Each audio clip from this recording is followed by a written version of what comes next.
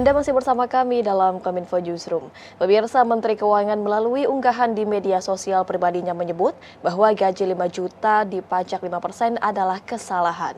Sri Mulyani menerangkan bahwa masyarakat berpenghasilan 5 juta rupiah tidak ada perubahan aturan pajak. Melalui unggahan itu pula, Menko menjelaskan cara perhitungan pajak yang tepat.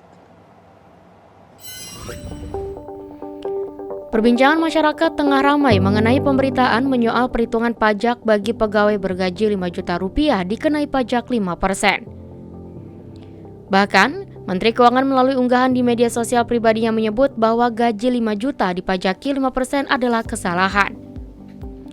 Sri Mulyani menerangkan bahwa masyarakat berpenghasilan 5 juta rupiah tidak ada perubahan aturan pajak.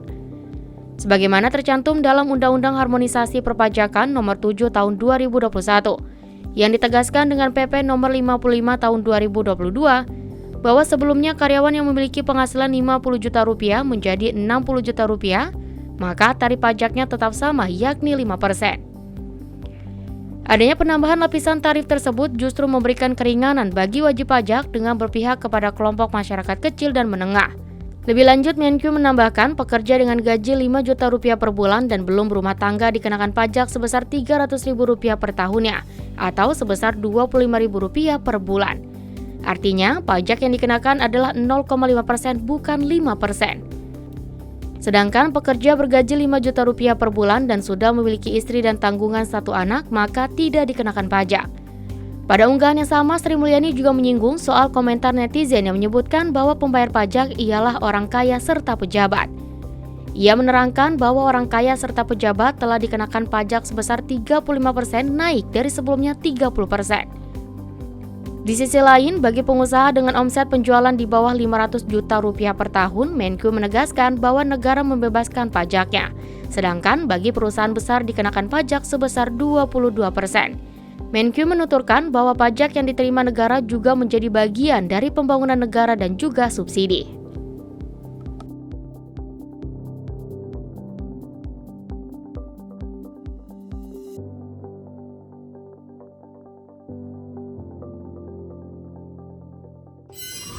Terkait terbitnya peraturan pemerintah pengganti Undang-Undang Nomor 2 Tahun 2022 tentang Cipta Kerja, Asosiasi Pengusaha Indonesia memastikan pengusaha tetap dapat memberikan pilihan waktu libur 1 atau 2 hari dalam 1 pekan.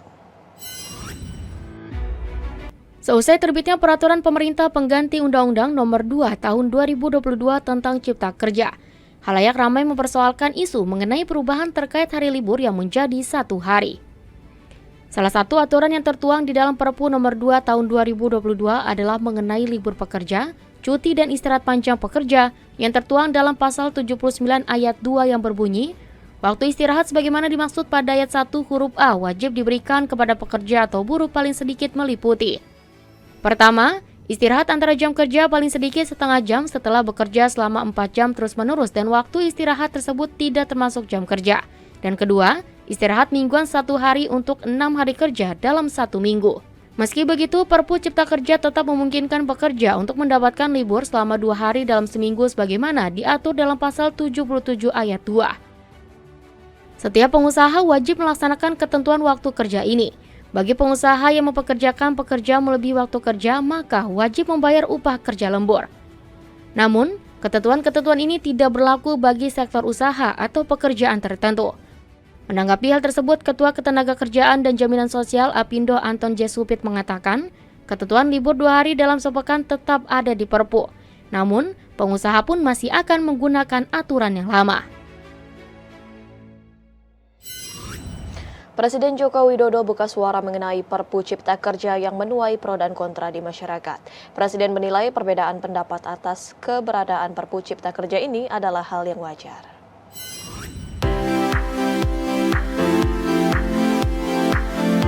Pemerintah telah menerbitkan peraturan pemerintah pengganti Undang-Undang tentang Undang-Undang Cipta Kerja Nomor 2 Tahun 2022 pada Jumat 30 Desember 2022.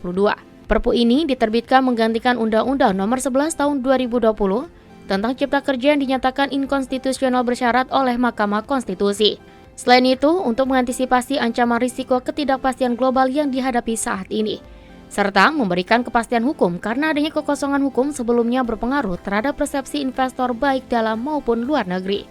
Usai diterbitkannya Perpu tersebut, Presiden Joko Widodo menilai pro kontra biasa terjadi dalam setiap kebijakan dan aturan yang dikeluarkan pemerintah. Iya Pak.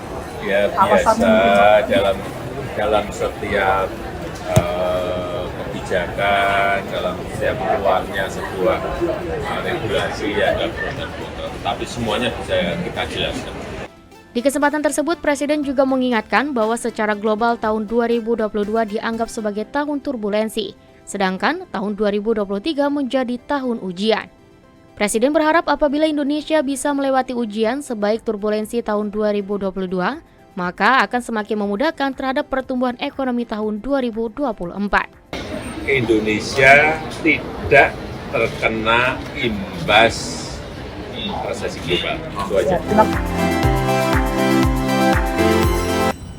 Untuk mewujudkan tata kelola pemerintahan yang baik, Kementerian Pendayagunaan Aparatur Negara dan Reformasi Birokrasi mengajak seluruh ASN untuk memperkuat sinergi dan kolaborasi. Hal tersebut disampaikan Abdullah Azwar Anas dalam apel perdana di tahun 2023 di kantor Kementerian Pan-RB Jakarta. Mengawali tahun 2023, Menteri Pendayagunaan Aparatur Negara dan Reformasi Birokrasi Abdullah Azwar Anas mengajak para pegawai untuk mempersiapkan diri dalam mengejar target-target kerja yang telah disiapkan. Dalam apel perdana tahun 2023 di kantor Kementerian Pan-RB, Menteri Anas mengingatkan para pegawai untuk memperkuat sinergi dan kolaborasi. Menurut Menteri Anas, ASN harus membangun sinergitas program kerja dan kebijakan dalam penanganan isu-isu strategis secara bersama-sama.